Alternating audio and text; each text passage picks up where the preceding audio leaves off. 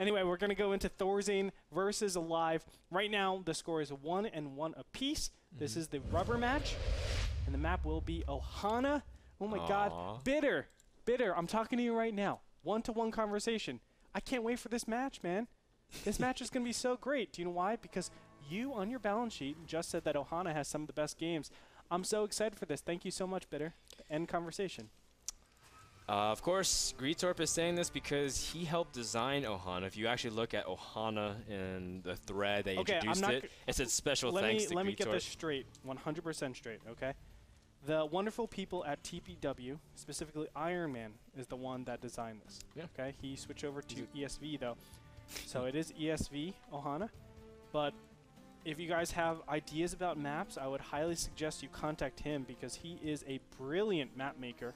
I like a lot of his maps. Unfortunately, we couldn't implement all of them. You don't want to switch up the maps too often. But a great guy, and he gave me the chance to work with him. And through that, I was able to take his original Ohana and just balance it out a little bit, make it nicer for the matchups, because I think the original Ohana was very Terran favored.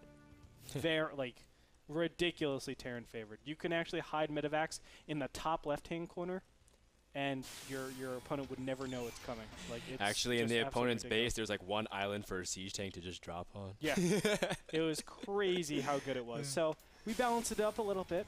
We reduced the amount of bases on the map, and overall, I think it's been performing really well, really well. Who do you like working with better, me or Iron Man? Frodan, that's like the easiest question ever. Thanks. Thanks, man. That means a lot. Easily you. Thank you. But I would say Iron Man is...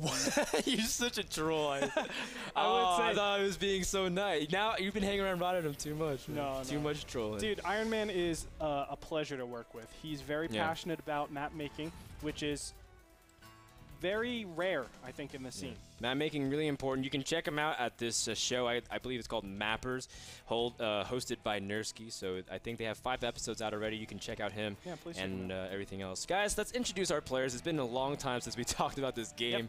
Both players are opening up command center, fast command center, but let's start with the green Terran in the top left corner. He is ThorZaIN from Mouse Sports CC. One of the best Terrans, I think, in the foreigner scene, if not the best foreigner Terran currently on top of everything. He is currently tied 1-1 against this person on the bottom right. He is the purple Terran. His name is aLive from Team Fnatic Raid Call. And aLive showing why he is really good at TVT in game number 2. And we'll see what kind of aLive shows up in game 3. Now let's go into the scouting very quickly. You can see aLive doesn't know anything about his opponent, and likewise ThorZaIN doesn't know anything about his opponent either.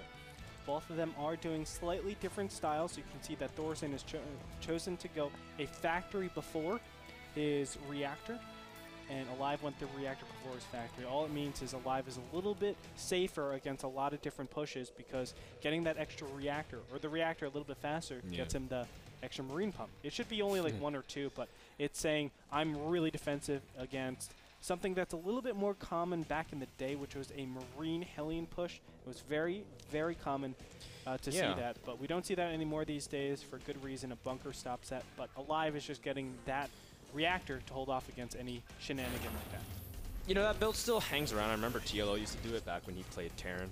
And it's kind of a funky build that some people do. I remember Adabisi was pointing out a lot about it. But yeah, you know, that just makes you safe generally against most things. And you can see aLive immediately starting to get up his starport, about to finish, and also preparing a tech lab. Now, a very common transition out of this, Andre, is usually a Banshee harass of some sort, but we see ThorZaIN actually going for a fast Raven. Cool. That's actually kind of cool. So playing towards the meta game, expecting his opponent is going to go Banshee, and look at that, Cloak gets started. So aLive's going for Cloak Banshee, not just a regular Banshee. I love this. I think ThorZaIN has geared himself up for a very nice opening to counter his opponent's build. The problem is, well, I guess not the problem, but the one thing is, aLive can still do a lot of damage with Cloak Banshee even though you have a Raven. He still has the potential to kill a ton of SCVs if his opponent's Raven is not in good position. But it's all going to be up to positioning and how he chooses to utilize his Raven. and where he chooses to put it, in the main or the natural, and then where aLive actually goes to. Oh, look at this. Missile turret's going up as well. Wow, he knows. How does he know, Well, man? he saw only Marines, so there's no, That's you can true. see there's just no investment of gas somewhere else. And he knows aLive loves Banshee control, which is Yes. something that he is notorious for in TVT. ThorZaIN, very, very good in terms of reading his opponent currently. And you can see aLive, he's been desperate for information. He scouts his opponent and sees the siege tank, but he doesn't see the Raven. Blue Flame, Oh, he doesn't see the Raven. It was just on the outskirts. That's pretty cool. Blue Flame Hellion is underway. So we're seeing another round of mech play coming out from Mr. aLive. We'll see how successful this Banshee is going to be. With Cloak. Did he cancel Cloak? Oh, he did cancel Cloak. Oh, okay. Oh, okay. Oh, very interesting. Oh, aLive barely saving his Banshee, almost flying directly into the turret. ThorZaIN already knows everything, and he's getting, oh sorry, aLive is getting his own Banshee. And now we see a transition and a deviation. ThorZaIN, of course, he loves his Marine tank style, plays it to perfection. aLive, sticking more towards his mech roots, and we saw him do it very well in game number 2 as well, so immediate clash of styles. But last time we saw aLive kind of control the center, but he didn't exude that much control, and that, if he doesn't do that in this game, because ThorZaIN is doing much better economically than he did in game number 2. Oh, yeah. I mean, we can definitely say that the initial drop we saw last game dealt serious blows, and ThorZaIN was behind. And if you are behind against aLive, it's very hard.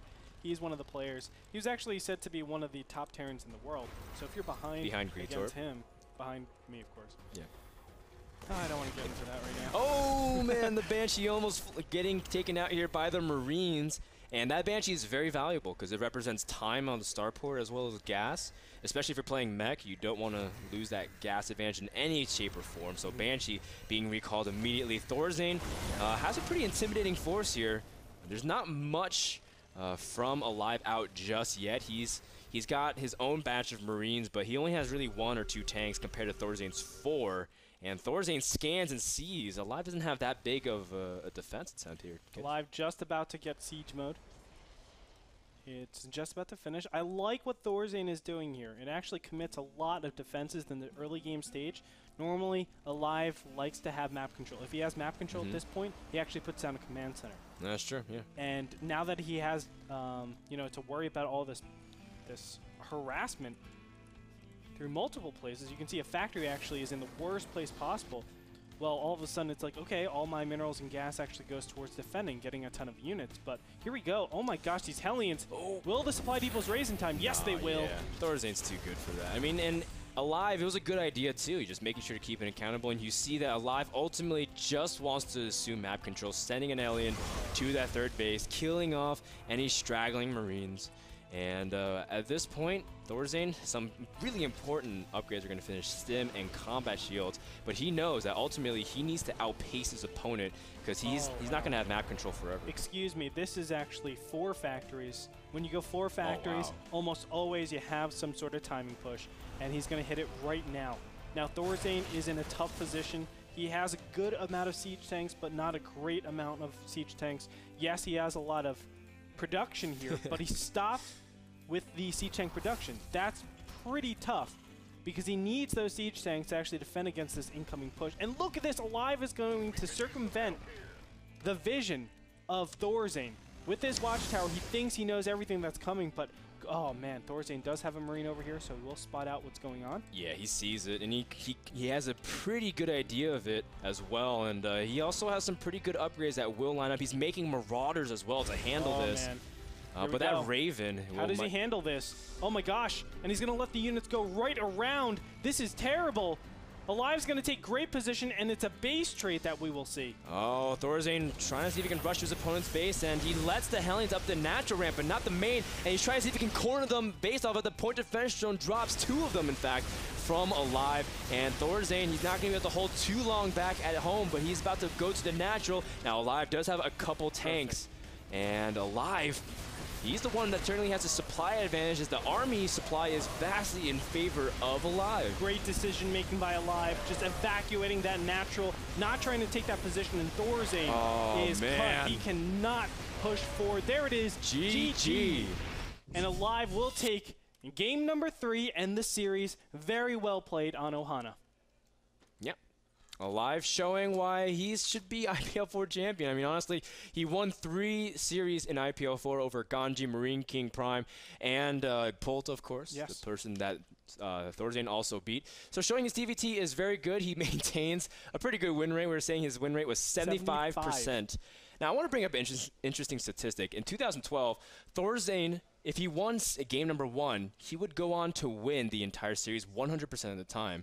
And so for a while, statistics would be like, oh man, ThorZaIN just, he's been playing like a killer recently, but showing that even though he didn't win that game, he still plays TVT very well.